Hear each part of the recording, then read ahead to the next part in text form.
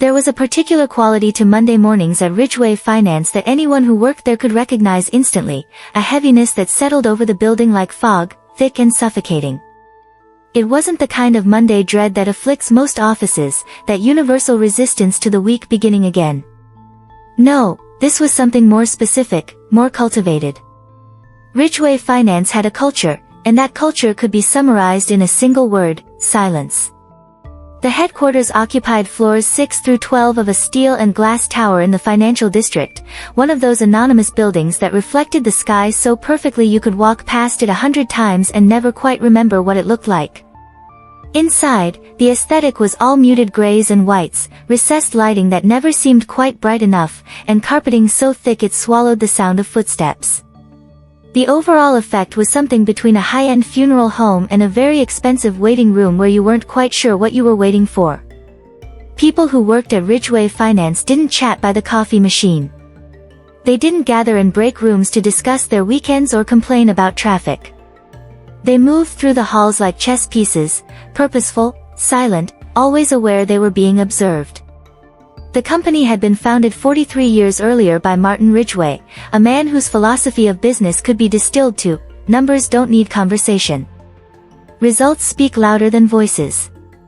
That philosophy had survived his retirement and persisted under 3 subsequent CEOs, each of whom seemed to believe that silence equaled seriousness, and seriousness equaled success. Morning meetings were conducted in near whispers.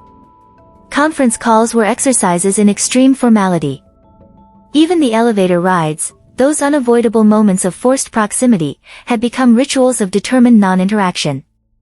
People would stand facing the doors, eyes fixed on the digital floor display, carefully avoiding eye contact, as if acknowledging another person's existence might somehow compromise the integrity of quarterly earnings. Into this environment of cultivated quietude came Daniel Morris every Monday morning at precisely 8:43 a.m., 13 minutes before his official start time, carrying his worn leather messenger bag and whatever sense of cautious optimism he could muster after the weekend. Daniel was 28 years old and had been working at Ridgeway Finance for 3 years as a junior analyst in the portfolio management division. If you'd asked his colleagues to describe him, you would have received a remarkably consistent set of responses: polite, hardworking, quiet, reliable. The one with the blue tie, or is it gray? Daniel had the kind of presence that didn't leave much of an impression, which in the ecosystem of Ridgeway Finance was actually considered an asset. He never caused problems, never challenged the established order, never spoke up in meetings unless directly addressed. But there was something else about Daniel that his colleagues might have mentioned if they'd thought about him long enough. He seemed chronically unlucky in small, almost comical ways. His computer would crash minutes before important deadlines. His lunch orders would arrive wrong 3 days out of 5. He'd been accidentally locked in the file room twice, locked out of his own office once, and had somehow managed to sit in wet paint on a newly refinished bench in the lobby, while wearing his only good suit, on the morning of his first quarterly review. These incidents never quite rose to the level of catastrophe, but they accumulated into a pattern that made Daniel himself somewhat wary of, well, existing too visibly. He'd learned to prepare backup plans for his backup plans, to arrive early and stay late, to double-check everything twice and then check it again. He lived his professional life in a state of mild, perpetual anxiety, always waiting for the next small disaster to strike. This particular Monday morning in October began like all the others. Daniel had spent his entire weekend, Saturday and Sunday, dawn to dusk, preparing a comprehensive analysis of emerging market bond portfolios for the senior partners' review. His small apartment had been transformed into a command center, papers spread across every surface, his laptop running financial models, 3 monitors borrowed from the office displaying real-time market data, and enough coffee consumed to keep a small village awake for a week. He'd barely slept Sunday night, too wired from caffeine and too anxious about the presentation to properly rest. By the time his alarm went off at 6:30 a.m., he felt that peculiar combination of exhaustion and nervous energy that makes everything seem slightly unreal, slightly off-kilter. Daniel showered, dressed in his gray suit, the blue one was still at the cleaners after the wet paint incident, and carefully organized his materials. The final report ran to 47 pages, printed on the expensive paper the company preferred, each page a testament to his meticulous research and analysis. He'd triple-checked every figure, verified every source, crafted every sentence to be as clear and unassailable as possible. He caught the 7:52 train, standing in his usual spot near the middle doors, watching the city slide past through scratched windows. The financial district appeared gradually, building by building, as the train carried its cargo of suited professionals toward another week of numbers and decisions and carefully maintained silence. At 8:43 a.m., Daniel walked through the revolving doors of Ridgeway Finance's building and into the lobby, a vast space of marble and chrome that always made him feel smaller than he already felt. The security guard nodded without quite seeing him. The receptionist was on the phone, her voice a professional murmur. A few early arrivals moved toward the elevator bank with that Monday morning gait that suggested they were walking towards something unpleasant but unavoidable. Daniel joined them, clutching his messenger bag in one hand and the stack of reports in the other. The reports were held together with a large binder clip, and he could feel their weight, both literal and metaphorical. 47 pages. 56 hours of work. Everything riding on senior partners finding his analysis not just acceptable but impressive. The elevator arrived with a soft chime. The doors slid open, revealing the familiar interior. Mirrored walls, brushed steel handrails, industrial carpeting in a shade that might charitably be called taupe. Daniel stepped inside and turned to face the doors, assuming the standard elevator position, and then, in the 3 seconds before the doors closed, his Monday transformed from routine to unforgettable.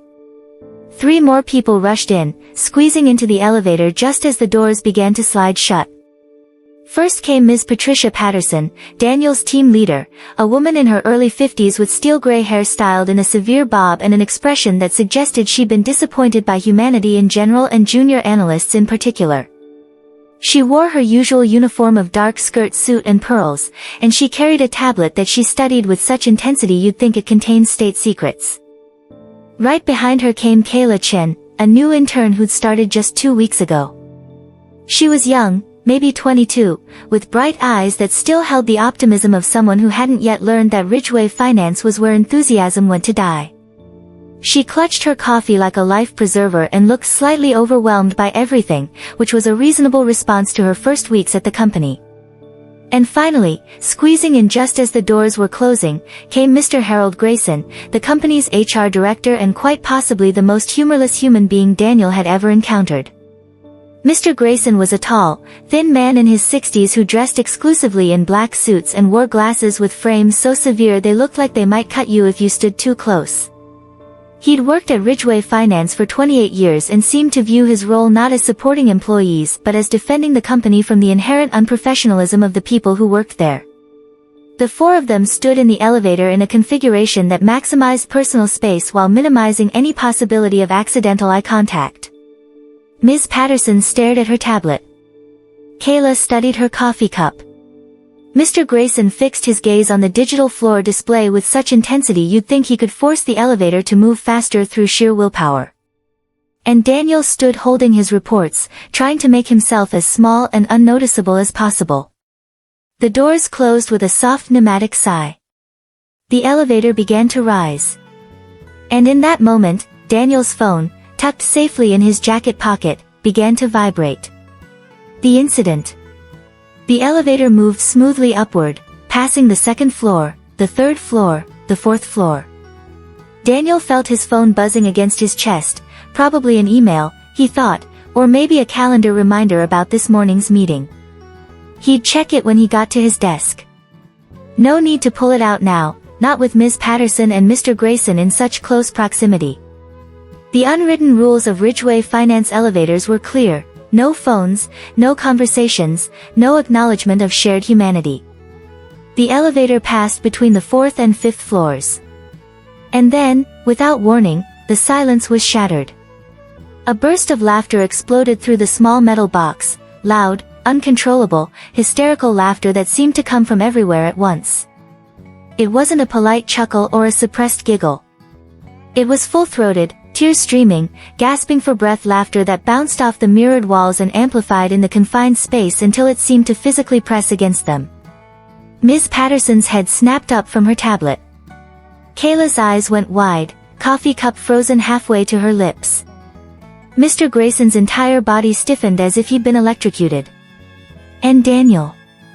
Daniel felt his blood turn to ice.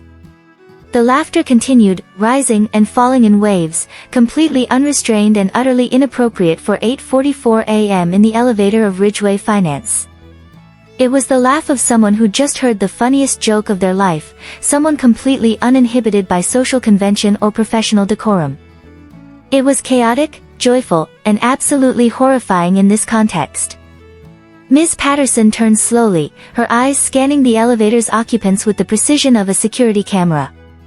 Kayla looked around frantically, clearly trying to determine if she was somehow going crazy. Mr. Grayson's mouth had compressed into a line so thin it barely existed. "Is someone?" Kayla whispered, her voice barely audible under the continuing laughter. "There are 4 people in this elevator," Mr. Grayson said, his voice sharp enough to cut glass. "And none of us appear to be laughing." Which was technically true. All 4 occupants stood frozen in their respective positions, faces ranging from confused to horrified, while the laughter continued its relentless assault on the silence they'd all worked so hard to maintain. Daniel felt the vibration intensify in his pocket. And then, with the slow, creeping horror of someone watching a car accident in slow motion, he understood. His phone. His ringtone. But that wasn't possible.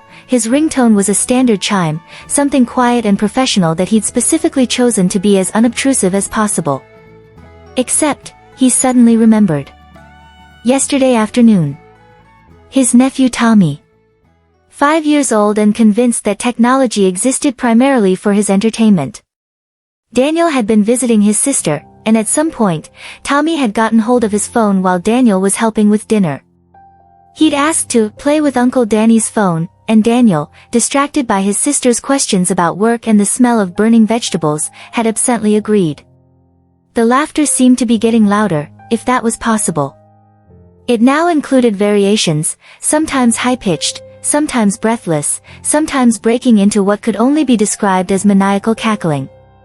The elevator felt suddenly smaller, the mirrored walls reflecting the sound back and forth until it seemed to come from an entire audience rather than a single source. "Someone needs to silence that immediately," Ms. Patterson said, her voice tight with barely controlled irritation. Daniel's hands were shaking as he tried to shift his reports to one arm while reaching into his pocket with the other. The reports were heavy and awkward, and the binder clip caught on the edge of his messenger bag. In his haste, his grip loosened, and he felt the stack start to slip. He made a desperate grab, which meant pulling his phone out with more force than necessary. The phone shot out of his pocket like it had been launched, still playing its recording of hysterical laughter, and sailed through the air in a perfect arc before hitting the elevator floor with a crack that suggested the screen had not survived the impact. But the laughter didn't stop. In fact, it seemed to get louder, as if the phone had decided that surviving the fall meant it was now invincible and could laugh at whatever volume it pleased. The sound bounced off the floor, off the walls, creating an echo chamber of hilarity that would have been funny in literally any other context.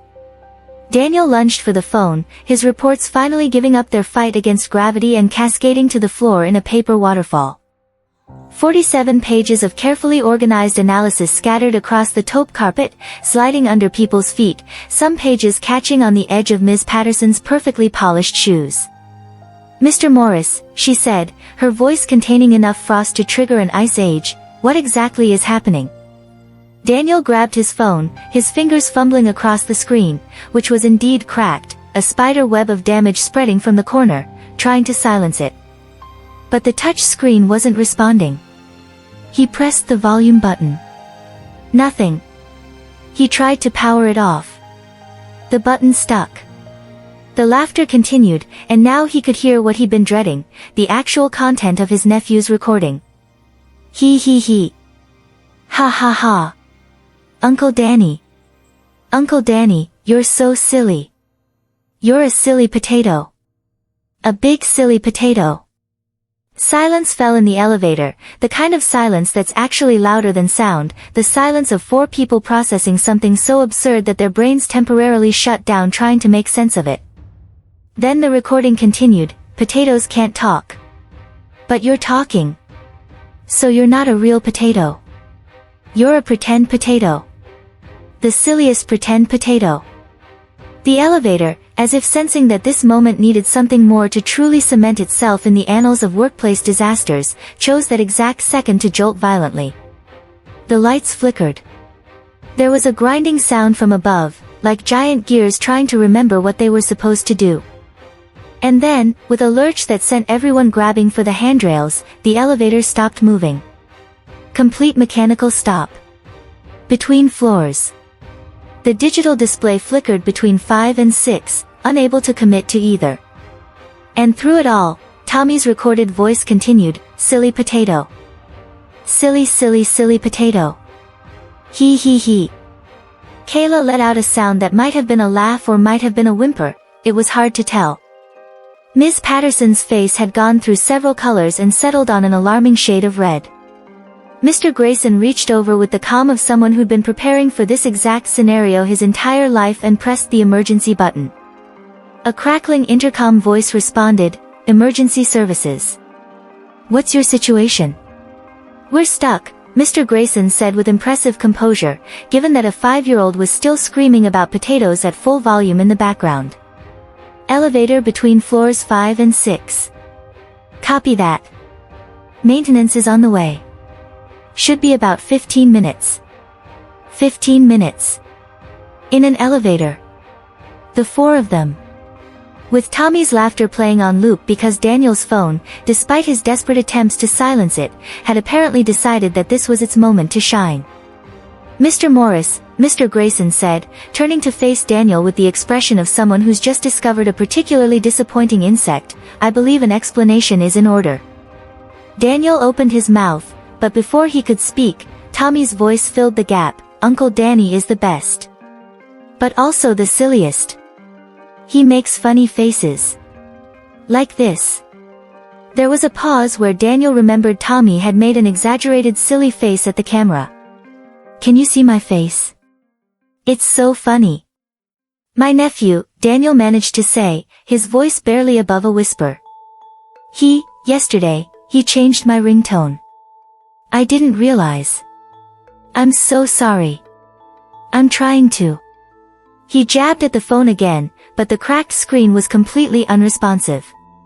In desperation, he tried to remove the battery, but his phone was one of the newer models where the battery was sealed inside. The laughter continued, occasionally interrupted by Tommy's commentary on potatoes, silliness, and Uncle Danny's apparent inability to be taken seriously. Ms. Patterson closed her eyes and appeared to be either praying or counting to 10,000. Kayla had put down her coffee and was now covering her mouth with both hands, her shoulders shaking in a way that suggested she was approximately 3 seconds away from breaking down completely, though whether from stress or laughter was anyone's guess. "This is highly unprofessional," Mr. Grayson said, which was possibly the understatement of the decade. "I know," Daniel said miserably. "I'm so sorry. I had no idea. Potatoes grow in the dirt." Tommy's voice announced with the confidence of someone sharing groundbreaking information. "But Uncle Danny grows in an office. So he's a office potato." Kayla made a sound like a balloon deflating. Her face was turning red, and tears were starting to stream down her cheeks, though she was clearly fighting with everything she had not to laugh out loud. Her entire body was shaking with the effort of containment. The elevator creaked ominously. The lights flickered again. And Tommy's recording reached what Daniel now recognized as its crescendo, a solid 15 seconds of pure, uninhibited, 5-year-old laughter that sounded like joy had been distilled into audio form and then played at maximum volume in the world's worst possible venue. "If I may," Mr. Grayson said with the careful enunciation of someone barely holding on to their sanity, "suggest that you place the phone under your foot and apply pressure until it ceases functioning." Daniel looked down at his phone, his lifeline to the world, his calendar, his emails, his everything, and genuinely considered it. The laughter echoed off the walls, seemingly growing louder with each repetition. "Silly potato. Silly, silly, silly." The recording cut off abruptly. For a moment, Daniel thought the universe had taken pity on him. Then he realized the phone had simply run out of battery, finally dying after what felt like an eternity but was probably only 3 or 4 minutes of continuous playback. The silence that followed was profound. It was the silence of 4 people who just shared an experience so bizarre that they weren't quite sure it had actually happened. "Well," Kayla said, and then collapsed into laughter, real, gasping, uncontrollable laughter that she'd been holding back for the past several minutes. Once she started, she couldn't stop. She doubled over, holding her sides, making sounds that were half laugh, half wheeze. Her laughter, genuine and unrestrained, somehow broke the spell. The absurdity of the situation hit all of them at once, trapped in an elevator, between floors, having just listened to a 5-year-old scream about potatoes while their colleague's entire weekend of work lay scattered on the floor. Even Ms. Patterson's mouth twitched, just slightly, just for a second, but definitely a twitch that suggested somewhere deep beneath the professional exterior was a human being who recognized comedy when it was this aggressively forced upon her. Mr. Grayson, predictably, did not laugh. But his voice, when he spoke, had lost some of its cutting edge. "This will, of course, need to be documented in your file." "I understand," Daniel said miserably, kneeling to gather his scattered reports. The pages were hopelessly out of order now, some of them creased, one with a shoe print that looked suspiciously like it came from Miss Patterson's heel. The 15 minutes of waiting stretched on. Kayla gradually regained her composure, though she kept making eye contact with Daniel and then dissolving into giggles again. Ms. Patterson returned to her tablet, though Daniel caught her shoulders shaking once, just once, in what might have been silent laughter. Mr. Grayson stood like a statue, a monument to disapproval. Finally, they heard voices from outside. The maintenance crew.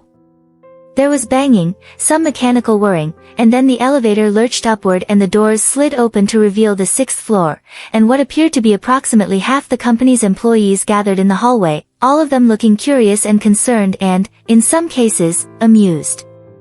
News traveled fast at Ridgeway Finance, apparently. Faster than usual when it involved someone trapped in an elevator for 15 minutes with what multiple people were now describing as the sound of someone having a breakdown or a weird comedy show. The 4 elevator occupants emerged slowly. Ms. Patterson walked out with her head high, as if nothing unusual had occurred. Mr. Grayson muttered something about reviewing employee conduct standards and disappeared toward his office.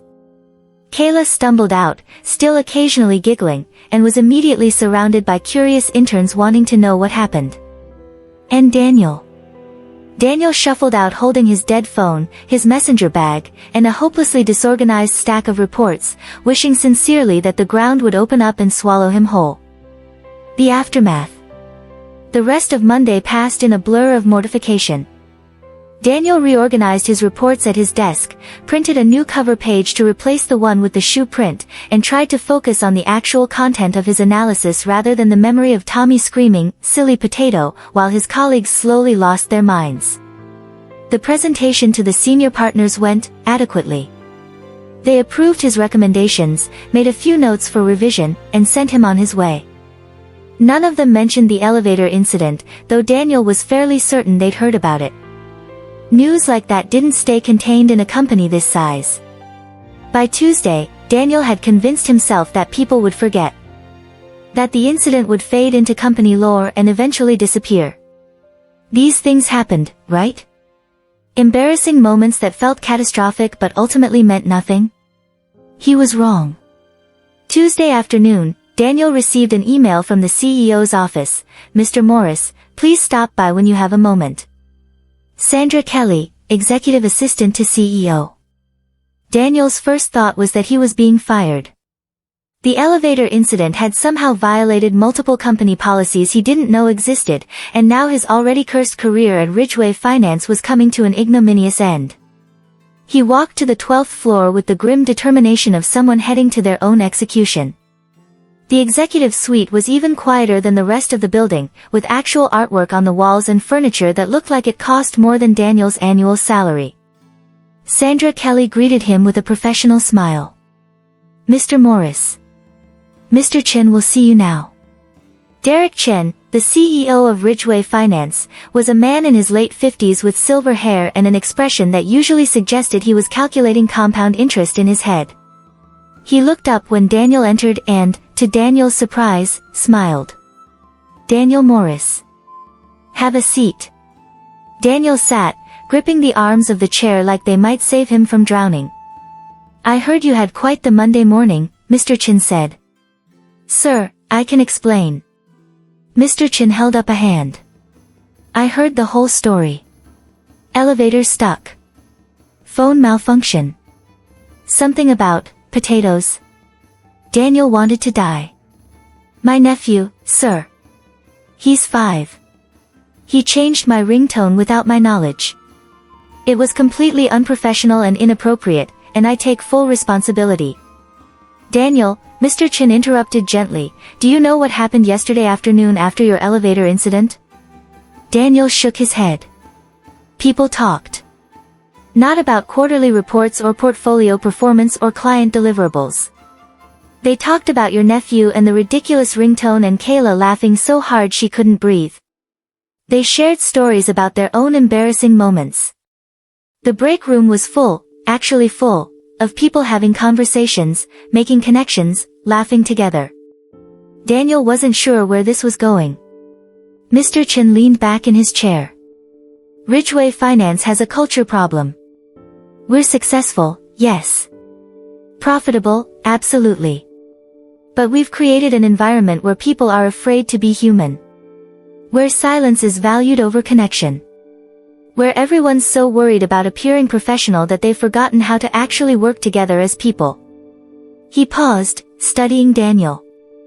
"Your elevator incident, as mortifying as it must have been for you, did something I've been trying to do for years. It reminded everyone that we're human. That embarrassing things happen. That laughter isn't unprofessional, isolation is."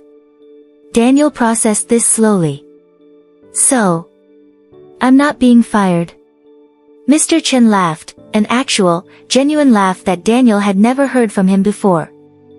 "Fired? No. I'm thanking you. Unintentionally, accidentally, through sheer bad luck, you've done more for company morale in one elevator ride than all my official initiatives combined." He stood up and extended his hand. "Keep being yourself, Mr. Morris. Even if yourself occasionally includes being called a silly potato." Daniel shook his hand, too stunned to form a coherent response. Walking back to his desk, Daniel passed colleagues who smiled at him, actually smiled, not the tight professional grimaces he was used to, but real expressions of warmth and shared amusement. Someone from accounting gave him a thumbs up. An intern he'd never spoken to said, "Silly potato," as he walked past and then laughed, not mockingly, but inclusively, like they were sharing a joke together. At his desk, Daniel found a gift bag. Inside was a bag of potatoes with a note, "For our favorite office vegetable. Thanks for the laugh. The 6th floor team." Despite everything, the embarrassment, the disaster, the mortification, Daniel found himself smiling. Then chuckling. Then actually laughing at the absurdity of it all. Kayla appeared at his cubicle entrance. "Hey. That was the funniest thing I've seen since I started here. Thank you for making this place feel less like a morgue. I didn't mean to. I know. That's what made it perfect." Over the following weeks, something shifted at Ridgeway Finance. Not dramatically, not completely, but noticeably. People started saying good morning to each other in elevators. Break room conversations lasted longer. Someone put up a sign in the kitchen that said, "Potato Appreciation Zone," and people actually laughed about it. Daniel became, in the strangest way possible, more visible. Not as the quiet guy who disappears, but as the one with the nephew, or potato guy, or simply Daniel, a person, not just a role. His chronic bad luck didn't disappear. He still had minor disasters and awkward moments. But now, when they happened, people laughed with him rather than pretending not to notice. And Daniel learned something unexpected: embarrassment shared becomes connection. Perfection isolates, but humanity, messy, ridiculous, silly potato humanity, brings people together. 3 months later, Daniel got promoted. Ms. Patterson delivered the news with what might actually have been pride in her voice. "You've done good work," she said. "And you've helped this team remember that good work doesn't require being robots." As Daniel left her office, she added, "Though please, for everyone's sake, check your ringtone settings regularly. Life will embarrass you in the funniest ways. Not just once or twice, but repeatedly, in increasingly creative scenarios that seem specifically designed to make you question every decision you've ever made. You'll spill coffee on yourself minutes before important meetings. You'll call someone by the wrong name after working with them for years. You'll wave back at someone who wasn't actually waving at you. You'll send an email to the exact person you were complaining about in that email. These moments feel catastrophic when they happen. Your face burns. Your stomach drops. You want to disappear into the floor and never emerge. You'll replay the incident in your head for days, weeks, maybe years, always with the same burning question: why did I do that? But here's what Daniel learned, trapped in that elevator with a 5-year-old calling him a silly potato: those moments don't build shame. They build connection.